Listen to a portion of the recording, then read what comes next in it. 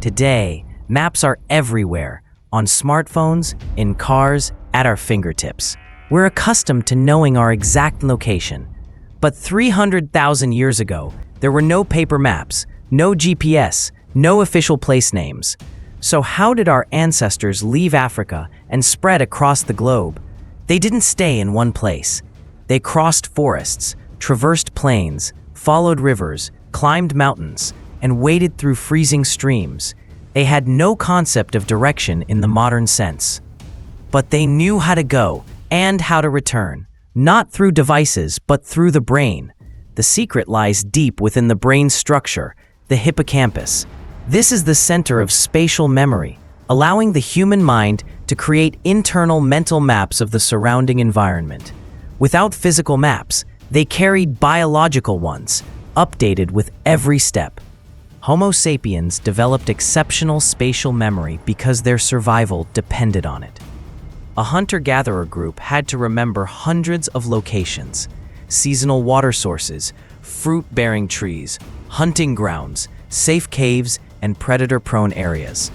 Every detail, from a distinctively shaped rock to a bend in the stream, was embedded into collective memory. Unlike modern maps with symbols and coordinates, our ancestors' maps were built from sensations and memories. They recognized places by how sunlight shifted at different times of day. They read the wind to infer animal movement. They navigated by the stars at night. What seems vague to us today was once life-saving information. This information wasn't stored on paper. It was passed down orally. A place might be known as the tree with twisted roots like a snake, or the rocks that click before the rain. These weren't just poetic descriptions, they were a navigational system. Elders in the group played a crucial role. They didn't need to move fast, they remembered more. They had been to that valley during dry season. They recalled the year the stream dried up. They remembered where predators once hunted. In a world without physical maps, an elder's memory was the most valuable geographic database. Hunters, too, had extraordinary memory. They could track animals for days and return to the exact spot where signs were first seen. Without markings or trail signs, they relied on visual memory, environmental prediction, and an innate sense of direction. Today, neuroscience confirms that the hippocampus in modern humans still activates strongly during navigation or spatial imagination. This is a biological legacy from our prehistoric ancestors, those who survived by remembering paths, not by reading maps. This ability wasn't random. It was shaped by hundreds of thousands of years of natural selection. Those who couldn't remember the way got lost, starved, or were attacked. Those who survived, those with better spatial memory, passed their genes on. And this memory wasn't purely instinctive, it was trained from childhood. Homo sapiens children learned to memorize the environment by following adults on gathering trips, hunting journeys, and seasonal migrations. Every journey expanded their internal map. A small group could travel hundreds, even thousands of kilometers in a lifetime. With no trail markers, no road signs, no national borders, what guided them was a mental map drawn from images, feelings, memories, and stories. Most importantly, they didn't get lost, not because they knew every location, but because they recognized patterns, how light reflected in mountain cracks, the sound of water beneath the soil, the smell of certain plants that only grew near springs. Each element was a navigational cue, enough to guide a small band through unknown lands. Our ancestors didn't need maps because they became the map. The map wasn't in their hands, it was in their minds. And despite the passing of hundreds of thousands of years, this capacity still exists, manifesting in our sense of space, directional intuition, and those moments we remember the way home, even if we've never been there before. Part 2, Spatial Memory and the Flow of Migration. Homo sapiens were never a sedentary species. For over 300,000 years, they moved, constantly, but not randomly.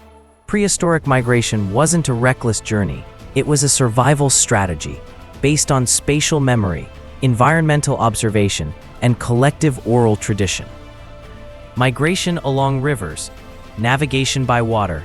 In every era, water has been the foundation of survival. No water, no people. Early Homo sapiens often followed the natural flow of rivers and streams. This was the earliest form of biological navigation. Follow the water. Major rivers like the Nile, Euphrates, Jordan, and Indus not only provided drinking water, but also food, materials, and shelter. Wild animals came to drink, plants flourished, and fish were available year-round. Rivers became the backbone of nomadic life. They were also spatial anchors. Without maps, the unchanging flow of a river offered direction. People didn't need to know north or south. They knew upriver leads to forests, downriver to antelope plains. In their minds, the river was a constant road in a shifting world. Migration by seasons, living by the weather. During the Ice Age, the Earth was unstable. Temperatures fluctuated with seasons and long climatic cycles. Homo sapiens adapted by creating seasonal migration calendars. When the rainy season came, groups moved into damp forests for fruits and game. In long dry spells, they retreated to lower lands near permanent water. In harsh winters, they sought shelter in caves or rock alcoves. In spring, they followed animals back to the plains. These movements weren't spontaneous. They followed climate rhythms and prey behavior. Over time, this repetition formed seasonal memory, a spatial memory with a temporal dimension, helping people know when to leave and when to return. Seasonal migration wasn't just a survival tactic. It was an oral history of movement preserved across generations. Migration by animal trails. Following life, prehistoric humans were hunters, and to survive, they had to know where their prey went. This made Homo sapiens skilled observers of animal behavior. Mammoths, bison, antelope, and giant deer all migrated with seasons, food, and water. Humans followed tracks, analyzed signs, hoof prints, dry dung, bitten branches, distant sounds. These clues were enough to determine direction. Tracking wasn't just for hunting. It mapped out safe migration routes. If large animals could pass, the terrain was safe, had food and water, and could support elders and children. Following animals created a bridge between survival instinct and strategic, mapless navigation. Migration by oral memory, maps without drawing. No paper maps, no road signs. Yet, Homo sapiens had a navigation system through stories, symbols, and landmarks. A rock shaped like a lion's head became a waypoint. An ancient tree with a large beehive became a marker. A cave where someone had died was remembered through burial rituals. Natural features were tied to stories, passed down across generations. Elders didn't just remember landscapes, they transmitted survival codes. Pass the white earth, see the Lion Head Mountain, turn left, find the spring with fish in the dry season. This wasn't a map of ink, it was a living map. These natural markers lasted longer than drawings. They didn't depend on material, only memory.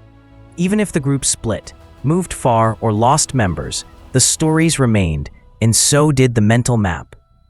The migration of Homo sapiens was a convergence of spatial memory, oral tradition, and ecological observation. They didn't know they were crossing continents. They didn't know they were writing the first migration story of humankind. But they remembered where life could thrive, where danger lurked, and how to return without ever seeing a map.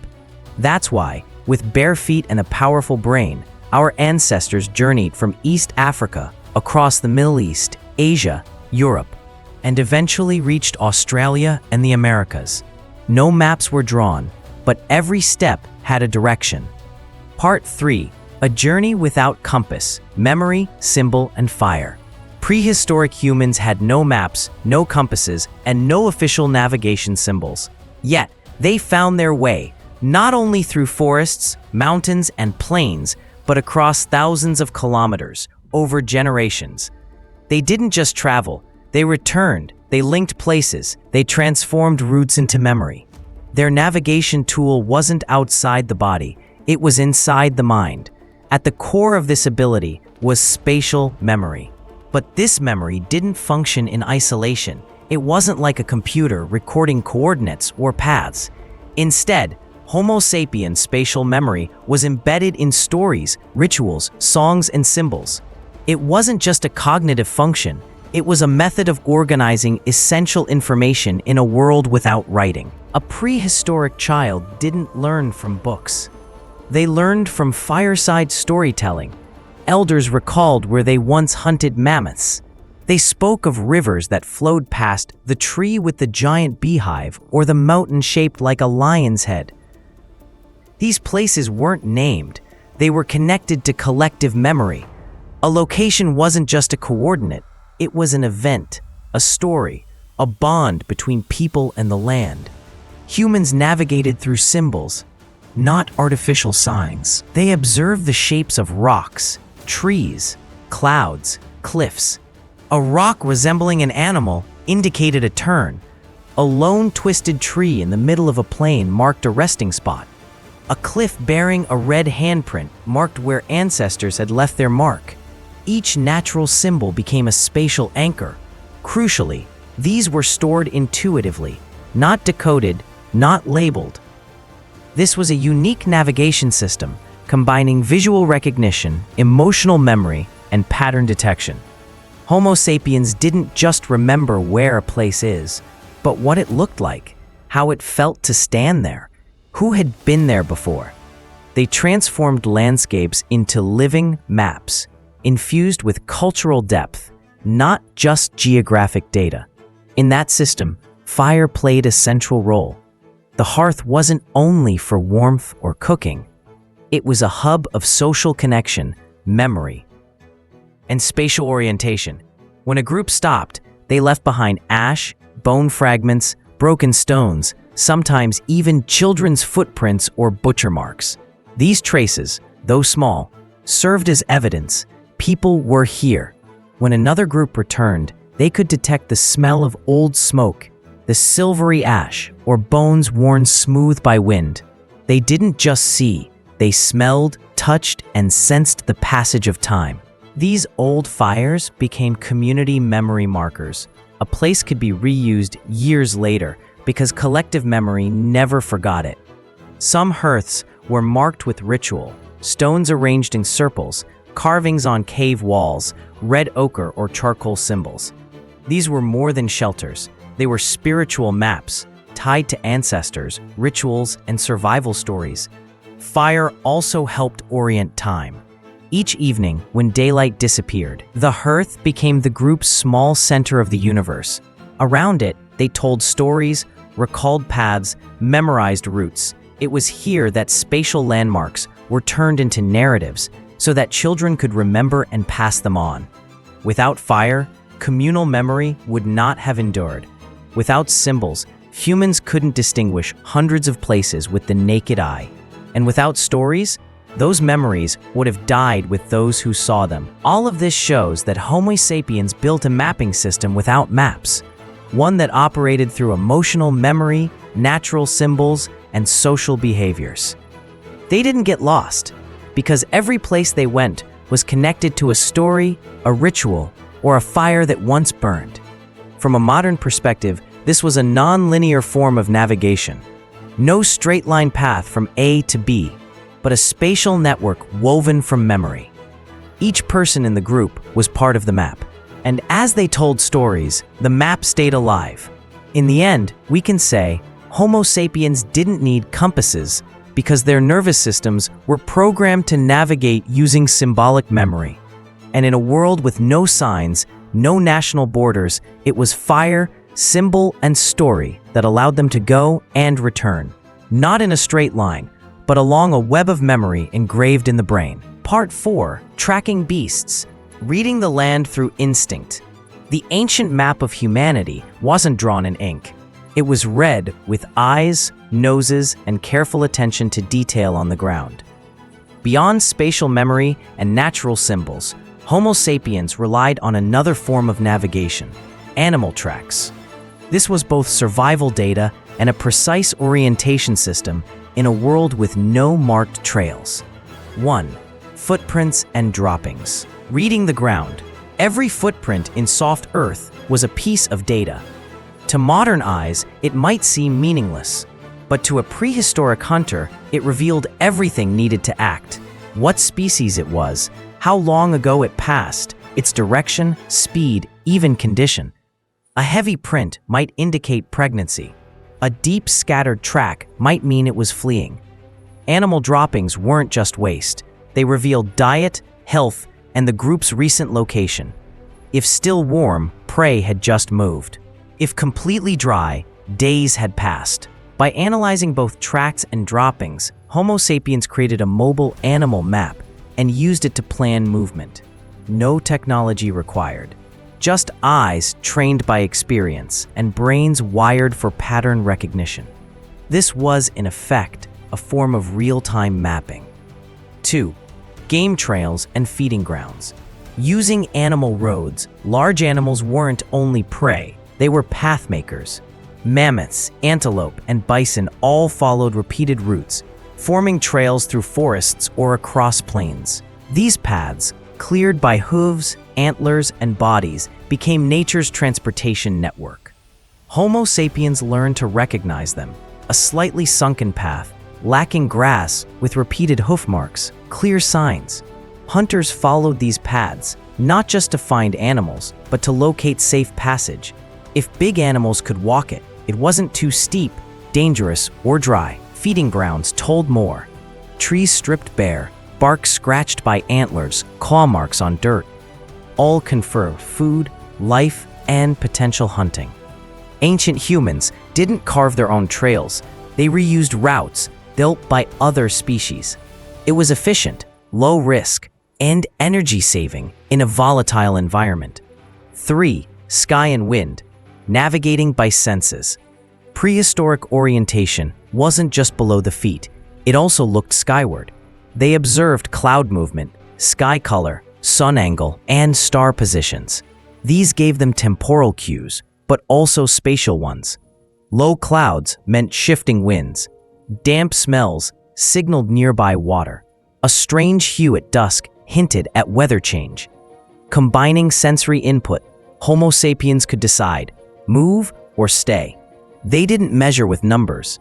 They felt with their bodies. Processed by a nervous system, evolved to survive by reading patterns in nature. The pattern-seeking brain, turning chaos into map. The greatest strength of Homo sapiens wasn't muscle. It was the ability to find order in chaos. The human brain is wired to link fragmented signals, constructing a meaningful mental map. A cluster of trees in a strange shape might recall a past successful hunt. A strange smell might trigger memory of a predator encounter. A damp, still hollow might serve as shelter. Spaces were remembered not just by shape, but by the behaviors once tied to them. Homo sapiens didn't just remember roads. They remembered what happened there. Was it safe? Was there food? Was there danger? Every location became a node in a survival memory network, marked by sensation, action, and consequence. The result? Prehistoric humans created behavioral maps, where every small signal, from footprints to wind scent to rock shape, played a role. No writing needed, no charts. The map was built directly in the brain and updated daily through new experience. Our ancestors didn't move randomly. They didn't need compasses because they navigated through a living ecosystem. Prey tracks, game trails, weather signs, and ecological patterns. Every movement was a survival calculation, driven by natural data, body awareness, and a brain always looking for links among tiny details. They didn't just live in nature, they could read it. And that's why, even without claws or speed, humans survived, migrated, and eventually dominated the globe. Part 5. The legacy in our blood and how we still move today. The modern world is filled with navigation tools. From digital maps to satellites, GPS to 3D mapping, we can locate ourselves within seconds. But when we put the devices down, most people still choose familiar paths. They remember the shortcut home, the turn lined with old trees, the street corner that smells like baked goods. With direction of the setting sun on a road they've walked 1,000 times. These behaviors aren't driven by technology. They stem from a deep biological legacy, formed during the era when Homo sapiens were hunter-gatherers, entirely dependent on spatial memory for survival. Today, neuroscience confirms this legacy. The hippocampus, the brain's spatial memory center, remains highly active. It hasn't been replaced by technology. It continues to grow and adapt as we move, navigate, and mentally map our surroundings. A well-known study in London examined the brains of taxi drivers, people who must memorize thousands of routes, alleys, and locations throughout the city. MRI scans revealed that their hippocampi were significantly more developed than those of the average person. Brain structure changed in response to navigational behavior, proving that the human brain still organizes space the same way our prehistoric ancestors did. And this isn't limited to cities. Among modern hunter-gatherer societies, like the Hadza of Tanzania or the San people of Southern Africa, navigating through memory remains a core skill. They don't use maps or devices. They travel dozens of kilometers daily without getting lost. They remember the exact location of fruit-bearing trees, animal tracks, and seasonal water sources. This raises a question. Why does the modern human brain retain this function when it seems no longer essential? The answer lies in evolution.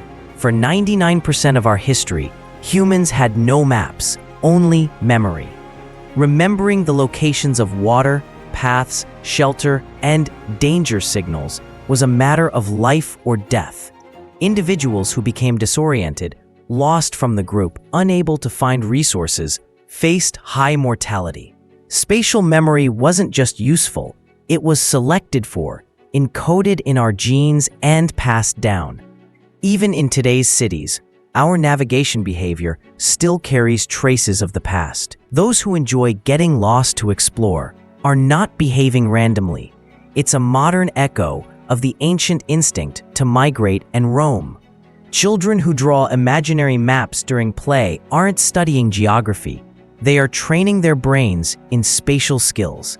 They assign symbols to hiding spots, danger zones, and imagined routes, just as ancestors once did with natural landmarks. Elderly people may forget many things, but they still remember the path to their childhood home, the location of ancestral graves, or the road from the village to the old market. This is a durable form of memory. Spatial memory linked with emotion and behavior, engraved deep into the brain since the prehistoric era. In fact, not just memory, but our entire way of moving through space still follows ancient models. When arriving in a new place, we instinctively look for shelter, just as our ancestors sought caves first. When exploring, we remember in sequences: turn right at the fork, pass the restaurant, then cross the bridge, similar to recalling natural landmarks. When stressed or lost, we return to the familiar, like survival behavior when facing threat. All of these are remnants of an Ice Age map, one never drawn on paper, but still etched in our biology, our reflexes, and our perception of space. We no longer track mammoths or follow prey trails, but every time you return to an old street, remember a shortcut, or sense direction by the sun, you're using your prehistoric brain. The legacy of the Ice Age isn't housed in museums. It lives in the way we perceive the world, how we move through it, and how we recall the paths we've walked. It's a map that needs no drawing, no updates, because it's stored in a biological structure shaped hundreds of thousands of years ago.